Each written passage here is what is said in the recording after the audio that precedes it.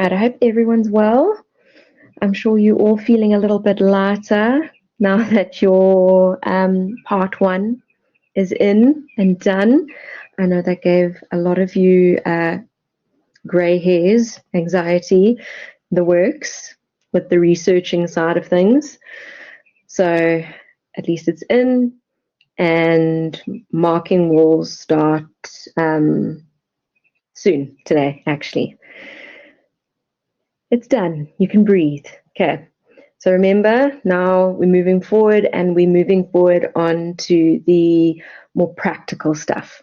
So your portfolio is centered around the actual application of concepts rather than the theory behind concepts. So now you get to be a journalist. You get to conduct your own interviews, do your own research, and you can actually learn from it. Yeah, Michael's saying your connection was weak up on my little thingy. So now we get to put things into practice. So it's really important from these learning units onwards to not only think about the content in terms of just reading it, but more how it can actually be implemented. So you guys are going to be able to actually show me your skills. And the one nice thing about this module is that you get marks for the different stages. So it's not just about the writing, but it's also about the other stages as well, which actually all make up the journalistic process of writing. So that does work in your favor with your POE. I just was double checking while I was chatting to you. So the POE still isn't out. I did check 2 days ago. As soon as that's out, obviously I will release it to you guys, or put it in the OneDrive. If any of you see it before I do, please just put it on the group, and then I can put it straight into the OneDrive and let everyone know that it's there. Okay, so I know it's crazy already moving on to the portfolio when you've literally handed in your assignment or your part 2 days ago. But, you know, the reason why I already start mentioning it is that I want you to think about how going forward from now on, when you're studying, when you're going through your content, that this isn't a theory module now, it is a practical module, and it's how the stuff is going to be put into practice. So you're going to conduct interviews, produce transcripts, show research strategies, all that kind of thing. So it's important to remember that right from the get-go. Okay. So before we move on to the next section, which is your interviews and what have you, I want to just draw your attention to something when it comes to JRN and the stories that are produced. And the reason why I'm doing that is because I want you to think about what makes a story a good story. And why I'm bringing it up now is I want you guys to start reading as many journalistic pieces as you can with the amount of time that you have, so that you can actually start thinking about what makes a story stand out to you and what makes that story seem to be better than other stories. And this is what we call our elements of news or pillars of newsworthiness. And the more of these that are present, the better or the more prominent a story will be in a newspaper. So why I bring this up now rather than later on, you know, when you get to the writing side of things, is because I want you to be starting your research process, and I want you to use other people's writing as a guide for yourself. So when you are reading journalistic pieces, and remember this is part of the module and it actually is part of your studying, what I want you to do is I want you to think about what stands out to you. And when you are thinking about what stands out to you, it's actually these pillars of newsworthiness. So it's what gives your story value. So every single story that is produced, or in every single story that is of worth, I know there's a ton of fake news and spam news and all that out there, but anything that is of value contains these different levels of newsworthiness that make it stand out. And like I said, the more that are present, the more that that story will be towards the front page of a website, or on the front page of a newspaper, or in the first few pages. It means that people want to read that story because there's so much that piques our interest. So these things can include concepts such as novelty, so something that stands out, that makes it different. The importance of that information, whether it be the people, the events that are taking place, whether it's a natural disaster or whether it's something that's going to impact us or something that's prevalent within our lives. It's interest, so how much interest it's going to actually garner for your audience. So if they actually are going to want to sit and read through word after word, what makes that story stand out. Timing is super important. So this is the one thing that you guys are going to have to think about with your pieces. You can't write old news. So even though to a certain degree for your portfolios, you guys will be writing slightly old news, but it shouldn't be anything that is older than 2024. Now, there's a difference between news being new or news being a follow-up. What do you think the difference is between new news and follow-up news? How can an old story become a new story is what I'm trying to find out from you guys. What do you think?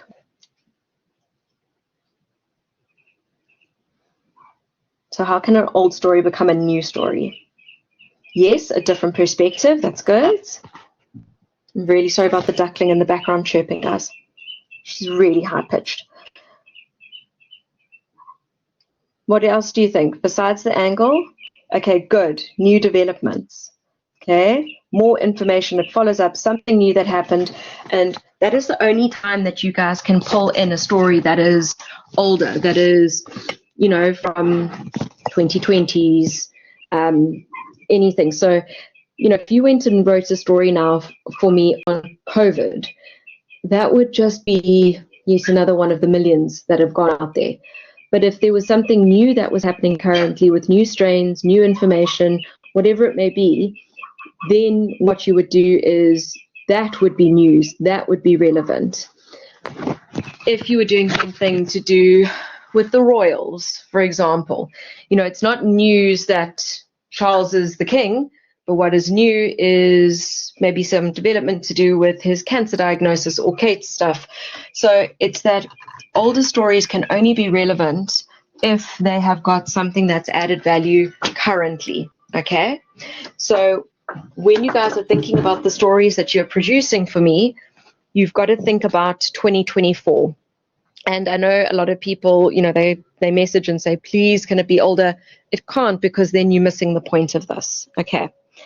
The other thing that is important is thinking about the size. How many people are going to be impacted by your story? Is it something that's only for your local area? Is it something that's going to be for the country, for the world? Because the size of that story will have relevance and importance for more or less people. So it will determine whether or not it's a story that should be more important, or a story that maybe is something that would be further on in the website, or further on in the newspaper.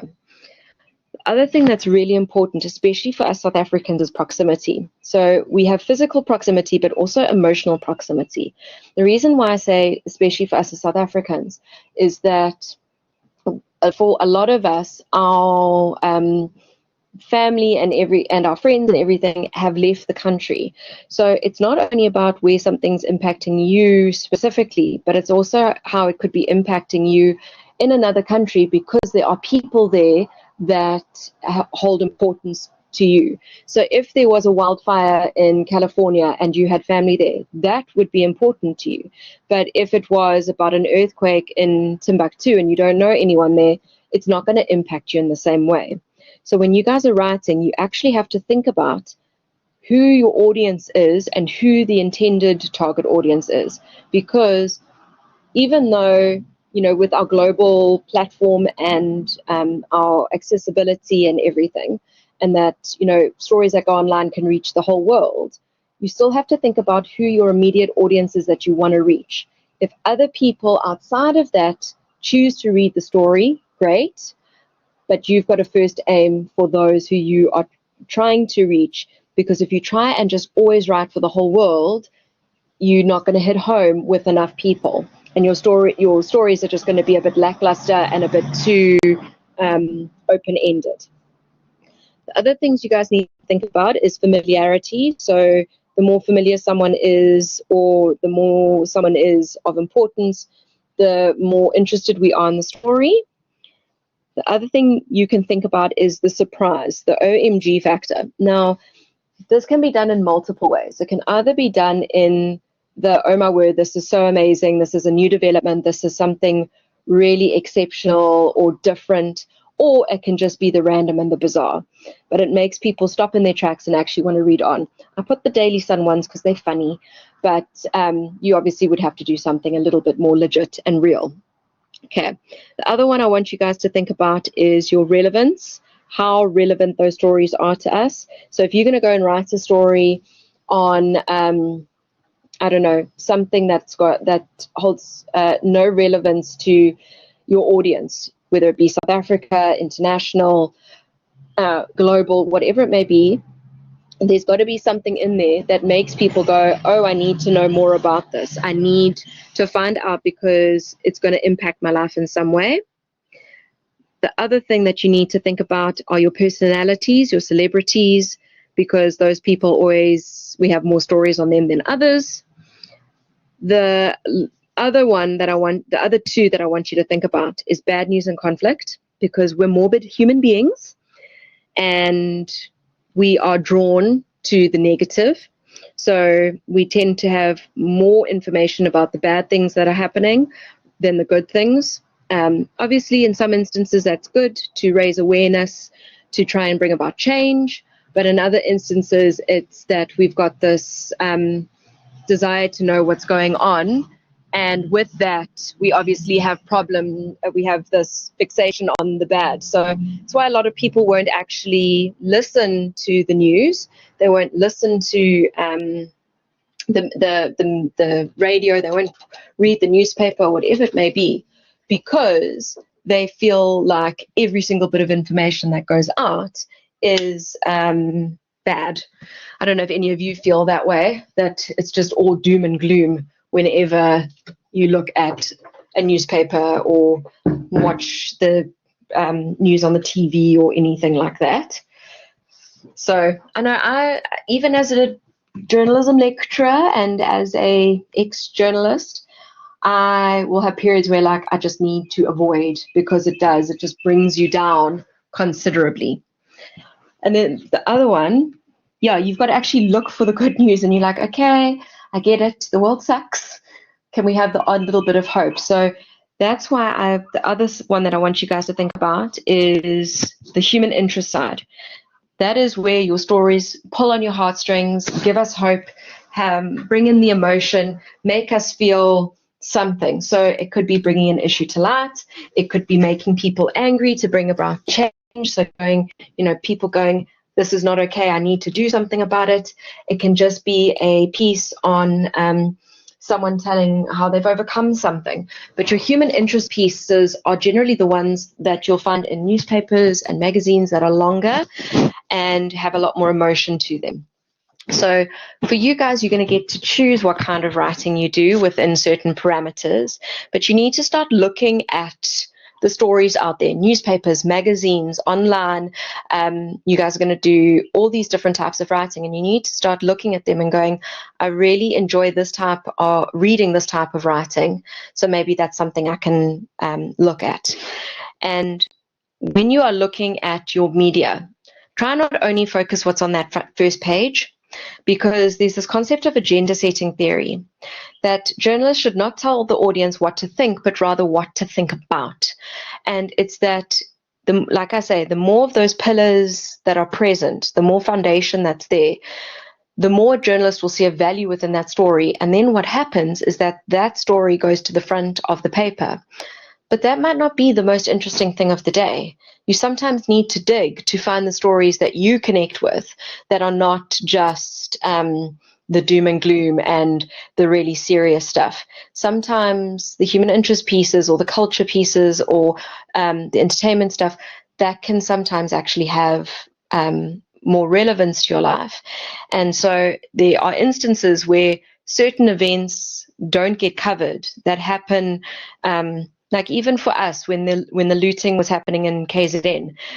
It took a lot of people being very loud for international publications to actually cover the looting, to make people aware of what was going on in South Africa. And it's that because mainstream media, we're a small country, we don't have as much value, we're not economically strong. So it took a lot of emotion to get that story to go global. So you've just got to think about when you're reading, is this the most important story of the day, or is it the one that the journalists think that are going to get the most clicks, sell the most newspapers, and so on? All right. Do those make sense to you guys? The pillars of newsworthiness. And I'm going through it quickly, but it's just the foundation before I go on to the next thing.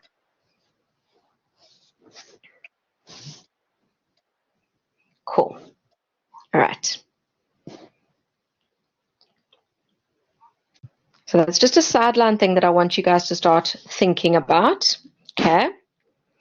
So let me just go back to this set of slides. Sorry, I just need to go back. All right. Now, what I want you guys to also think about when we're getting to your own writing and looking at these other pieces are the values of a journalist. And it's what journalists are meant to be.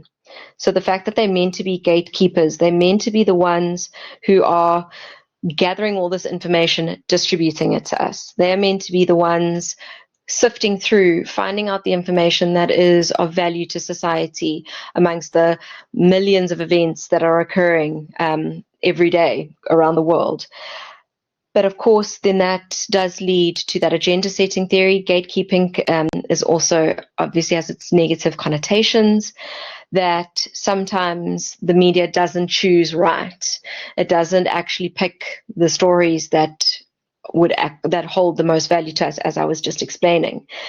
It's also what happens is that our media tend to choose the stories that are going to have the most impact on the biggest number of people. And what happens with that is that your smaller countries, your smaller nations and all that, they get pushed aside. So often your newspapers will be filled with first world media, stuff happening in the UK and the US and Australia, all that kind of thing. But then what's happening in South America or New Zealand, all those kinds of things, they don't get covered as much. So a lot of our cultures are not equally represented. There's a lot of citizen journalists and online journalists trying to break this trend and trying to bring awareness.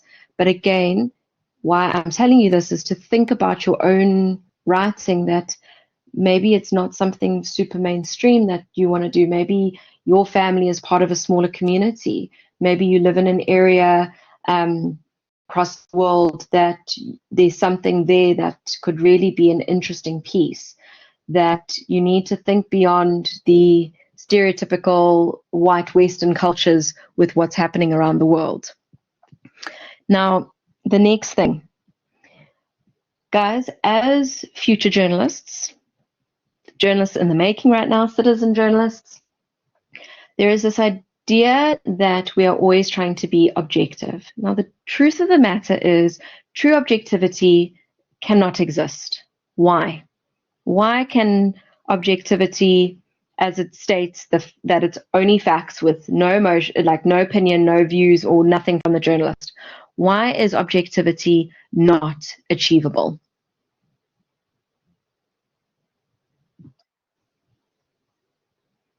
Okay, good. We all feel strongly about things. What else? What you're looking for is what you'll find. Good. We are human beings with human feelings. Good. So even if you try and remain objective, yes, you don't want to be biased, but the truth of the matter is a bit of your bias will always come through. And why I say that is that, let's say there is an earthquake in your area tomorrow. You cannot interview every single person who experienced that earthquake. In a realistic journalistic setting, you can maybe interview 2-3 people and get their perspectives. It means you're leaving out a huge amount of people, perspectives, all that. You are gaining as much information as you can to remain timely and to make sure that you are getting the story out as quickly as possible to compete with all the other news agencies. But it does mean that you get a slight bias. We also, as human beings, tend to gravitate to those stories that we have a slight vested interest in, or we might choose the odd word that might cause the audience to lean a particular way or another. The aim is always to avoid that, but sometimes it does happen. Yes, you can't disassociate ourselves completely. We are human, and sometimes emotions can come through. Maybe you're not deliberately trying to do it, but maybe just the way you've chosen to write your piece shows some form of emotion or leaning. But as new journalists, as you guys writing for this module, in the only time where opinion is technically accepted is if you choose to do opinion writing. And then you clearly state it's an opinion piece, that people know that it is your perspective, your understanding through your research.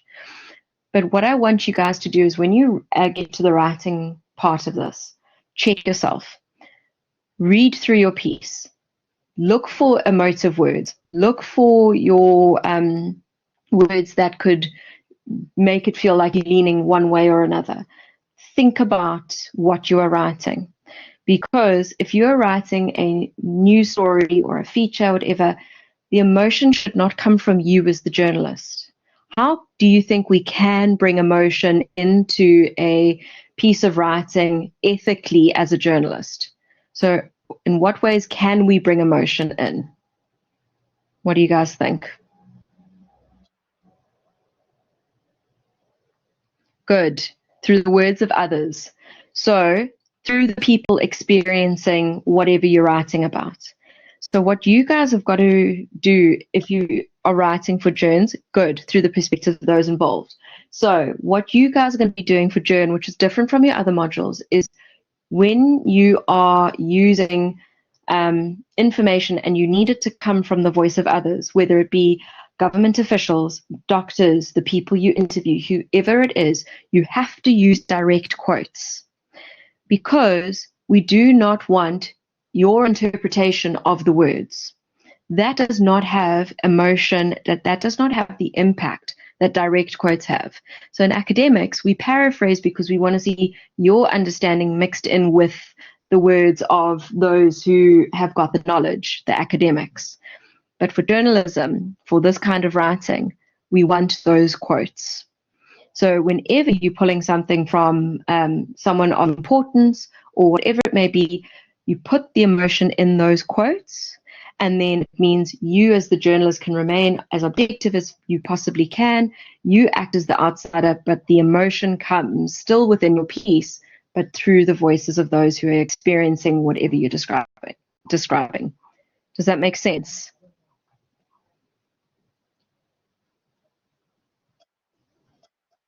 Okay. So it's going to be hard. It's going to be something that some people battle with because you've been told so often to paraphrase. But in this instance, you got to start practicing those direct quotes. And those direct quotes can't mirror what you've already written. It's got to add value. So every quote that you have has got to give emotion, value, different insight from your own writing. Okay. You've got to remember that journalists should always be autonomous. There shouldn't ever be someone who is telling them what to write, how to write it, and we are not going back to those apartheid days. You do, as a journalist, though, have to follow the style and tone of the publication that you are working for. even as a freelancer, so my husband and myself were freelance photojournalists for a long time, and when you go and send your stories out to different publications, if they choose to accept it, if someone chooses to buy your piece, you would often have to then get it back edited to suit the style of that publication you've sent it to, and then send it back. Or you preempt their style. So some publications have a more formal way of writing, some a bit more casual, some a bit more conversational. So you would actually have to adapt your pieces to suit those publications. In the beginning, I sent out like generic pieces, not generic, but the same piece to everyone. As I got used to the different publication styles, I would preempt and adapt beforehand to make my piece more marketable, because it meant that that extra step of getting it back didn't need to happen. It was already suiting their publication, and they could go, cool, that fits, I'm going to slot that in. So it's that we still have to, fit in with the publication, fit in with their types of stories they write, the way they write it, the type of language that they use, whether they use UK spelling or US spelling, all that kind of stuff. But still, you as a journalist have to be comfortable. It's down to your ethics. If you feel comfortable with the stories you're producing, that's fine. But the moment your ethics get pushed or questioned, you either choose to step away from that publication you work for, or you put your foot down and say, I'm not comfortable with that, and they can either choose to give you a different piece or, part ways, whatever it may be. You should never, ever feel bad or guilty for keeping your autonomy and making sure that your ethics aren't pushed. Because for a journalist, your ethics are what hold you accountable. So there are so many different journalists out there. There are hundreds of them competing. The moment you are branded unethical within the journalism industry, you lose your credibility. If you want to go and find an example of that, there is a journalist from the early 2000s. His name's Stephen Glass. He was a journalist in the States, and he worked for, I've just gone blank with the name of the publication. Hold on, I'm just getting it now. He worked for a US publication who was the New Republic. Okay. And he was an incredibly good writer. And he worked for this publication. He put all the stories through. They were always these like bigger and better and all of this, until one day someone worked out that he was fabricating every single story that he was writing. And the moment that happened, he became unhireable. He actually ended up making a career out of writing a book about himself and the pressures and why he did it and all this. But at that time, people couldn't trust him. And a journalist's job is based on trust. So that's why I say you can't feel like your ethics are being called into question, because if you're the one who has to stand up literally in court, you've got to be able to say, I stand behind what I have written. Because there are times, like good old Zapiro, who has been sued many times by Zuma, he has to stand and hold himself accountable. He has had so many lawsuits and everything against him. But what Zapiro goes down to is that he has freedom of speech. He has because he's a political cartoonist. He has a different level of freedom in terms of expression and characters and characterization. And at the end of the day, the content in the pieces, he's speaking to what is happening within our country. He's not fabricating information. He's not twisting information. He's using satire to highlight the injustices and the wrongs that are going on within South Africa. And so he still remains ethical. Listen, there have been times where he's pushed those boundaries, and he has lost his lawsuits. But like Zuma has tried many times to get the shower head removed from all his cartoons. As we know, he hasn't been successful with that. All right. So you've got to think about what is important in the pieces that you're writing. And for you guys, how you're going to be doing it is you're going to be looking at different sources, and you're going to be going online and pulling information from different resources online, as well as conducting your own interviews. To make sure that what you're doing is as ethical as you can be in this fake journalism environment, make sure you use publications that are trustworthy, valid, worthwhile, that have journalists that have got integrity. For you guys, what publications do you trust? If you have to think of publications you would turn to if you wanted actual information, who do you trust? Built, yeah. Times Live, good. Daily Maverick, yes. Who else? Al Jazeera, yeah. News 24, good. IOL also has good pieces. City Press. City Press have been in the media at the moment because there were two journalists that acted very unethically, which some of you might have used for your assignments. But in general, they're very good. The other one that some of you might not be aware of is the Conversation Essay. Okay. Now, the reason why I bring them up is, there we go, is they are different to other publications because they are not a news outlet as such, but they are at the same time, but they have articles on a huge, vast array of different topics and stories. They have a huge amount of contributors, all with different backgrounds, all specialists in their fields. But what's different about the Conversation is that they still have editors in place. A lot of the publications, Daily News, Mercury, a couple of the Cape papers, a whole lot of the ones that are owned by some of the different conglomerates and all that, they don't have editors anymore, sub-editors. And what that means, Times Live is another one which is also good, and Mail and Guardian are the other, sorry, just before I forget those names. So how it always used to be was you would have sub-editors. Journalists would write their piece, it would go to someone else.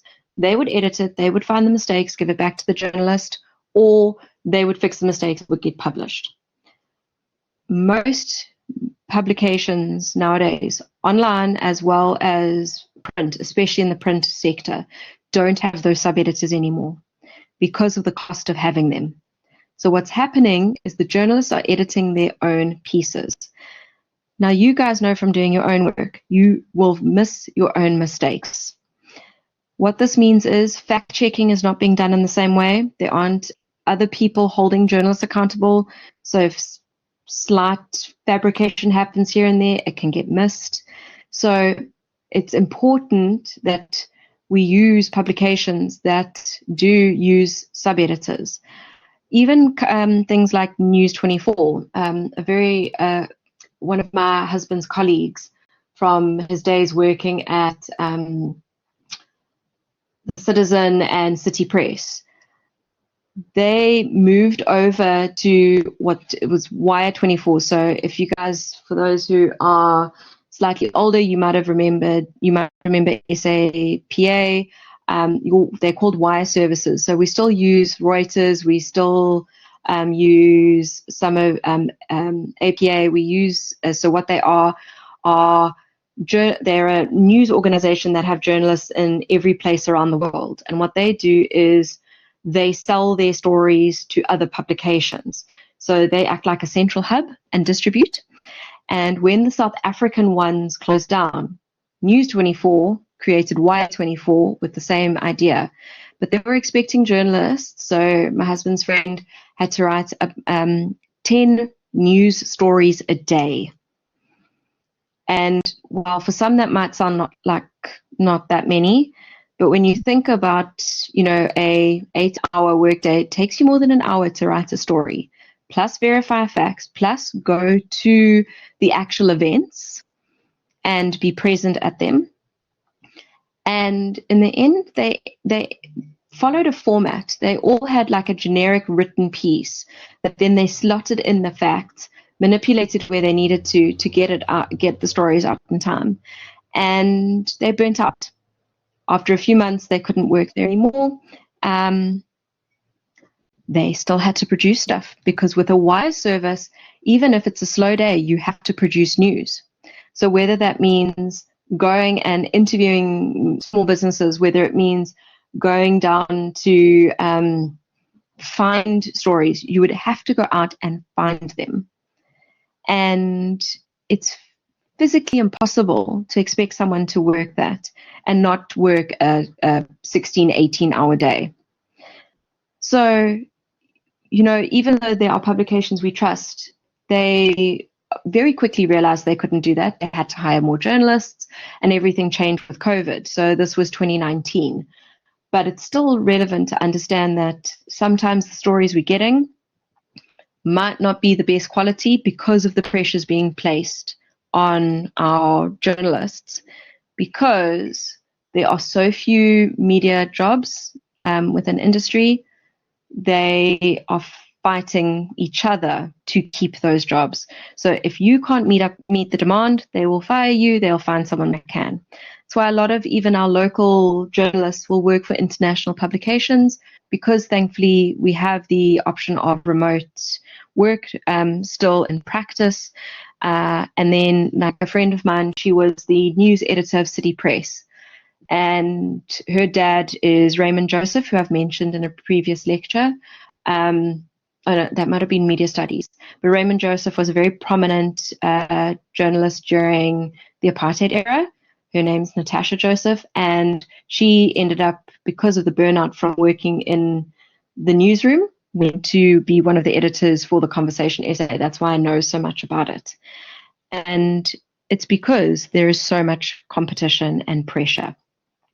Okay, so just some insight, rambling a little bit, but at the same time, just to give you some perspective for when you're looking for stories. Okay, the last thing I want to speak to tonight, guys, that's important for your POE. Sorry, just needed a sip of tea for the sake of my throat there. Is genres of journalism. Now, in our textbook, it refers to genres. Online, you will find them referred to as beats. Okay, so if you go and look for, if you're doing further research and you're trying to find out about genres, you might not find that much information. But if you go and search beats, you will find a lot of information. Okay, and what these genres are, what these beats are the different areas of writing within journalism. So this could be sports, entertainment, business, hard news, culture, music. Every single story that is out there falls into at least one genre. It doesn't mean every story you write will only feature one genre. So, for example, if you're writing something to do with politics that falls under politics and business, it falls under both. You can't suddenly just say, you know, if it's to do with the ANC, you can't suddenly just say, well, it's not a political story. If it's covering a political party, it's politics. But maybe it's something to do with the finances or the business side of things, or how they're financing small businesses. That falls under business. Again, every single one of you will have certain stories that you gravitate to. What kind of stories do you guys like to read? So what kind of genres interest you guys? Always gives me nice insight to see kind of where you might go for your POEs. Okay, crime. So crime also falls into your hard news, because that's your stuff that's happening now, impacting people. World conflicts, good. So that's obviously your bad news stuff. Human interest, environmental. Food is also super interesting. Business, crime, sports, news. You guys are more serious.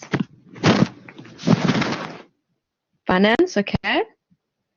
What I want you guys to understand is politics, crimes, race-related issues, good, okay.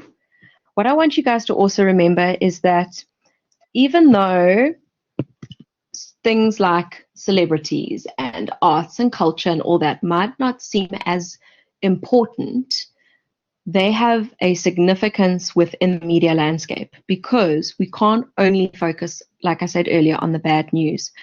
So some people won't admit that they like reading the arts and entertainment section, but arts and culture is a multi-billion-dollar industry. It's super, super important, and it is something that adds value to our lives. But so does environmental, so does science, education, health. So you guys, again, setting you up for your POE, have to start being more aware of what types of stories you like to read, because chances are, if you will go and choose to write a story on a topic that you would choose to read yourself, you'll write a better story than on something that has no interest or value to you. So the one nice thing about the POE in previous years, and I'm sure it's the same this year, as I say, it hasn't been released. It's probably changed from what I designed, but you get options and you get to write to a certain degree into a genre, at least one genre that you like. So, you know, whether it be technology, science, whatever, you will be given a little bit of freedom to find that genre that suits you. And again, please, from now, because don't forget, your POE is due first week of June. Start thinking about these stories now. Start thinking about what interests you now and start paying attention to those stories, because like I say, it's got to be 2024. I'm glad it sounds exciting. You can see it. This is the stuff that excites me. So hopefully that energy is coming through. But you've got to start looking at those stories now, because I don't want you in that last week of May suddenly scrabbling to try and get all this information together. Stories build with time. Start looking at the things that are happening now, because it's between now, within this next month, that you need to start writing. So that's our next collab, will be about interviewing and how to turn those interviews into stories and all that kind of thing. But you need to start setting that foundation now, so that going forward, you don't feel unprepared. Okay. So start paying more attention. If you're someone who doesn't listen to the news or doesn't read the stuff online, you've got to start now to give yourself a little bit of time so that you're not thrown for a loop when it comes time to your POE. So the moment that it does come out, I will obviously let you guys know. I will immediately start looking at the genres with you that are specific to the POE. So I'll give you that guidance. But again, it's got to be something that you think you would enjoy writing about, rather than just writing for the sake of writing. And guys, I know journalism is not everyone's forte. I know not everyone likes writing, but you've got to make the most of it, because it does impact your marks. So I'd rather you make lemonade or something stronger out of lemons. Okay. Limoncello is what I was thinking of. But you've got to make the most of it. So rather have some fun with it if you can. Yes, some limoncello right now would be lovely. Right, questions. Anything that I've said that you want clarity on or want to follow up on? Hi, it's Nicoletta. Hey. Hi. I know that you mentioned international news. Do our stories have to be South African, or can they be international? Can they be international targets? So I have an idea in mind, an idea that remains in South Africa, but another idea which speaks to anybody in the world. So that would work. Those would both work. So how it worked last year, and it is something that I followed through, but again, I don't know if it's changed, was that one piece needed to be local and the other one could be local or international. Aha. Okay, great. So we need to think of to give you that bit of freedom. Yeah.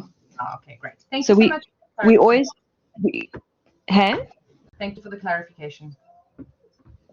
Pleasure. I'm hoping they'll release the POE either this week or next week, if they like us.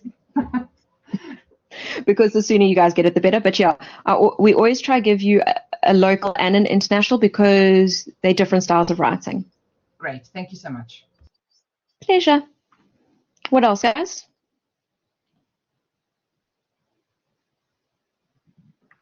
Anything at all? Except, have I started marking? Because you know the answer is no. Purely because I've got to start my third years first. Because there's only a handful of them.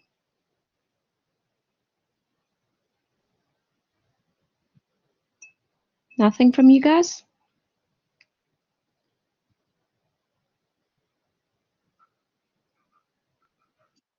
Okay. Well, then that's it for tonight. I hope I've given you a little bit of food for thought and that you'll start looking at what's happening in the world around you, as small or as big as it may be. Stay away from in terms of publications, Taylor, or genres, what specifically? Nothing. There's nothing to stay away from. I've had students do some really, an example is one of my third years, for Journ 2, you have to create a website. And her main story was on the issue of monkeys in the Durban North area. And that was what her main story was for her third year portfolio. And it might seem like an odd topic, but she spoke to all the wildlife conservationists. She went super in depth.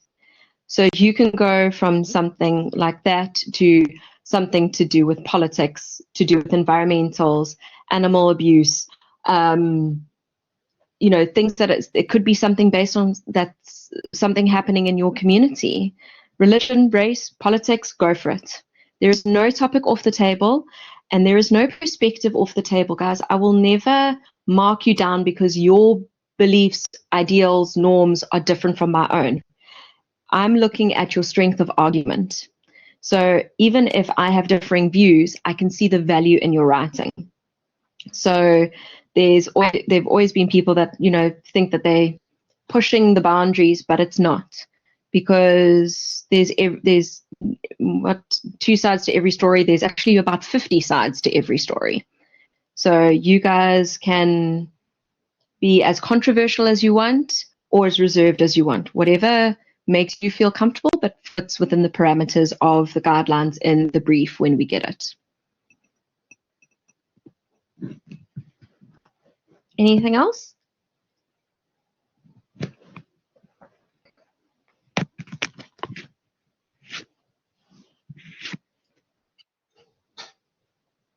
Ooh. That's it. I'm glad you enjoyed. Bye, guys. I'm sure I will chat to you soon. I'll let you know as marking's going, and I'll let you know when there's feedback and what have you. All right. Have a great evening, guys. Bye.